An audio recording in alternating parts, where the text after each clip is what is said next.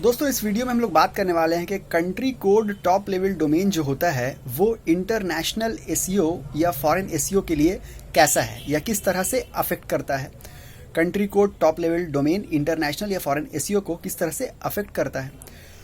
तो सबसे पहले ये समझ लीजिए कि country code top level domain जो है वो किसको कहते हैं। ठीक है, किसी भी डोमेन के लास्ट में जो डॉट होता है उसके बाद में आपने देखा होगा कि जैसे इंडिया की बात की जाए तो .com होता है, .org होता है, .net होता है, .in होता है। तो ये सब जो हैं ये समझ लीजिए कि टॉप लेवल डोमेन कहलाते हैं।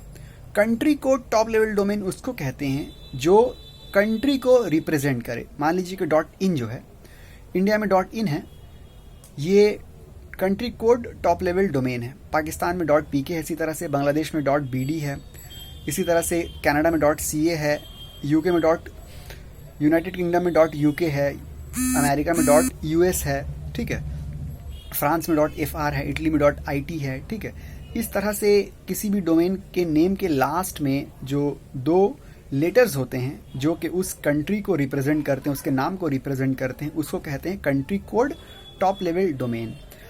अब देखिए, आपको मान लीजिए किसी कंट्री को टारगेट करना है इंटरनेशनल एसईओ के लिए या फॉरेन एसईओ के लिए। मान लीजिए आप इंडिया में रहते हैं, आपकी कोई ब्लॉगिंग वेबसाइट है या आपकी कोई ऑनलाइन बिजनेस की वेबसाइट, ऑनलाइन शॉपिंग साइट है आपकी, या मान लीजिए आपकी ड्रॉप शिपिंग साइट है या एफिलिएट मार्केटिंग के ऊपर बेस करके आपकी कोई साइट है जिसमें आप चाह रहे हैं कि अमेरिका से या कनाडा से जो है ट्रैफिक आए और वहाँ पे आपकी साइट रैंक करे।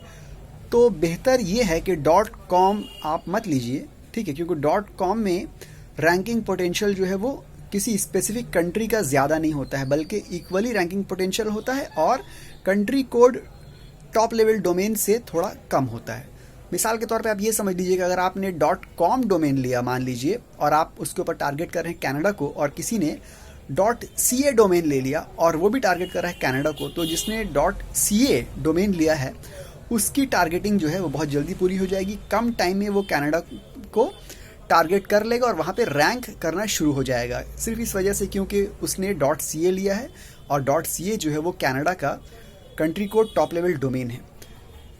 इससे क्या होता है, country code top level domain से क्या होता है कि सर्च इंजन को बहुत ही क्लियर एकदम सिग्नल मिल जाता है कि ये जो डोमेन है, क्योंकि ये .ca यूज़ कर रहा है तो इसका मतलब ये है कि ये डोमेन या ये वेबसाइट जो है ये कनाडा में रैंक कर रहा है और इसका टारगेट जो है वो कनाडा में रैंक करना है। तो इसी वजह से सर्च इंजिन्स जो है उसको कनाडा में एक्स्ट्रा रैंकिंग बूस्ट देती है। ठीक है, तो ये फ़ायदा है country code top level domain इस्तेमाल करने का कि जिस कंट्री के लिए आप उस country code top level domain को इस्तेमाल कर रहे हैं उस कंट्री में आपकी वो जो वेबसाइट है वो बहुत जल्दी बहुत इजीली एकदम रैंक कर जाती है। भले दूसरे कंट्री में वो रैंक करे या ना करे या बहुत मुश्किल से रैंक करे, मगर उस पर्टिकुलर कंट्री में जहाँ का आपने जो कंट्री कोड इस्तेमाल किया है टॉप लेवल डोमेन में, वहाँ पे वो रैंक कर ही जाती है बहुत जल्दी। ठीक है, बहुत कम टाइम में। ये हुआ सर्च इंजन को जो क्लियर सिग्नल मिल गया लास्ट में .ca देखने की वजह से कि कनाडा में उसको एक्स्ट्रा बूस्ट, रैंकिंग बूस्ट मिल गया। अब बात की जाए कि एक्स्ट्रा रैंकिंग बूस्ट मिल गया, रैंक होने के बाद आपकी वेबसाइट पे जो विजिटर्स आएंगे, जो कनाडा के जो आएंगे लोग आपकी वेबसाइट के ऊपर, वो जब देखेंगे कि ये वेबसाइट .ca है यानी कि कनाडा की वेबसाइट है, तो उनके अंदर भी एक ट्रस्ट बिल्ड होगा। ये भी बहुत बड़ी बात है, किसी बिजनेस के लिए एक ट्रस्ट बिल्ड करना बहुत बड़ी बात है। ठीक है, और वो आपकी साइट में टाइम स्पेंड करेंगे। ठीक है, और लोकली रैंकिंग की अगर बात की जाए, किसी भी कंट्री की लोकली रैंकिंग अगर बात की जाए, तो वहाँ पे जो country code top level domains जो होते हैं वो लोकली बहुत अच्छे रैंक करते हैं। अगर कंपेयर किया जाए .com से, तो .com के बनिस्बत country code top level domain जो है हमेशा लोकली बहुत ज़्यादा अच्छा रैंक करता है। तो आपकी अगर टारगेट जो है किसी एक पर्टिकुलर कंट्री पे है, तो आप उस कंट्री का country code top level domain ही इस्तेमाल कीजिए और उसके बाद उसके ऊपर आप टारगेटिंग करना शुरू कर दिए। देखिए आप किस तरह से बहुत ही कम टाइम में बहुत ही अच्छे से उस कंट्री में आप रैंक कर लीजिएगा और लोकली भी उस कंट्री के आप जो है रैंक हो जाइएगा। ये तो था, जितनी बातें मैं बताई ये सब था प्रोज यानी कि फ़ायदे। अब कुछ कॉन्स भी हैं। कॉन्स क्या हैं country code top level domain के कॉन्स क्या हैं? कॉन सबसे बड़ा तो ये है कि मान लीजिए कि आज अगर आपका बिजनेस है या आपकी वेबसाइट है या आपका ब्लॉग है जिसके लिए आप एक पर्टिकुलर कंट्री को टारगेट कर रहे हैं, ठीक है, मान लीजिए कि आपने 1 साल बाद आपने सोचा कि इस कंट्री पे तो टारगेट किया हमने, काम हम कर रहे हैं, अभी हमको क्या करना है, इस कंट्री से और मेरा बिजनेस नहीं करना है हमको, अब हम किसी दूसरी कंट्री को टारगेट करेंगे, वहाँ बिजनेस करेंगे, यहाँ बिजनेस अच्छा नहीं चल रहा है। तो ऐसे में आपको ये वेबसाइट जिसके ऊपर आपने 1 साल ऑलरेडी काम किया हुआ है, ये आपकी फिर किसी काम की नहीं रहेगी।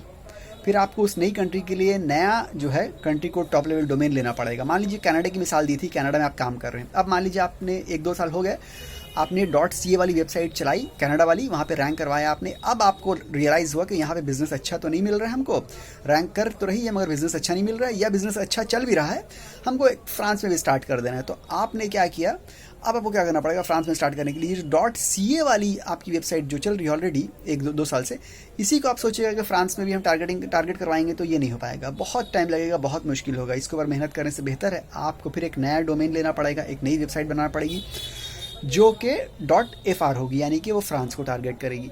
तो इस तरह से जितने कंट्रीज़ पे आप टारगेट करना चाहिएगा फ्यूचर में, हर कंट्री के लिए अलग अलग आपको country code top level domain जो है यूज़ करना पड़ेगा, फिर नए तौर पे नई वेबसाइट बनाना पड़ेगी और नए तौर पे पूरा एसईओ करना पड़ेगा।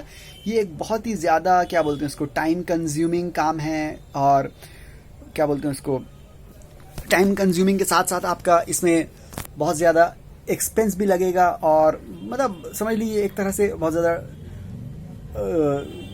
मैन पावर भी आपका लगेगा, एक्सपर्टीज़ भी लगेगी आपकी, हर तरह से आप मतलब एक नई चीज़ आप शुरू कर रहे हैं, ठीक है, ये हो जाएगा इससे। और इसके अलावा मान लीजिए आप जितनी भी साइट्स आप नई नई क्रिएट करते जाइएगा, बनाते जाइएगा, सबका डोमेन अथॉरिटी जो है अलग अलग होगी। जितनी साइट नई होती है डोमेन अथॉरिटी उसका उतना वीक होता है, ठीक है।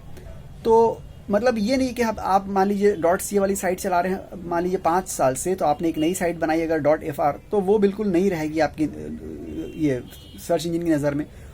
पुरानी वेबसाइट का डोमेन अथॉरिटी जो भी ज़्यादा है उससे इसको कोई फ़ायदा नहीं होगा।